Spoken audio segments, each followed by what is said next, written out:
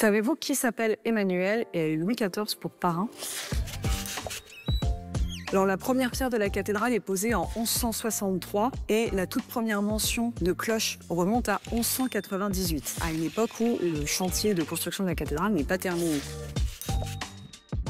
Jusqu'à la Révolution française, il y avait une dizaine de cloches à Notre-Dame. 9 d'entre elles ont été fondues pendant la Révolution. Donc en fait, on récupérait toutes les cloches pour fabriquer des canons. Et puis parfois, on laissait aussi des cloches parce qu'elles étaient trop grosses pour être descendues. Et Emmanuel pèse 13 tonnes, donc c'est à peu près le poids de 2 éléphants. Donc le bourdon Emmanuel est la seule cloche qui a échappé aux fontes révolutionnaires à Notre-Dame. Ce qui en fait encore aujourd'hui la plus ancienne cloche de la cathédrale. Elle a été fondue en 1686.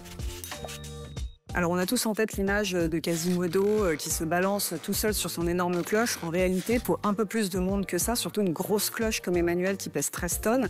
Alors depuis les années 1950, les cloches ont été électrifiées et elles sont pourvues de moteurs.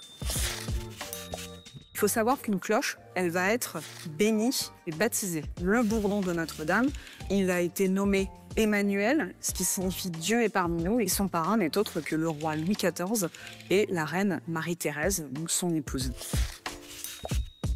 Au milieu du 19e siècle, pour que la cathédrale reprenne un fonctionnement normal au niveau de la sonnerie, on commande 4 cloches qui en fait s'avèrent de piètre qualité. Donc en 2013, pour les 850 ans de la cathédrale, on va tout simplement aller chercher dans les archives les tonalités des cloches qui existaient avant la Révolution française. Il y a 9 nouvelles cloches qui ont été fondues.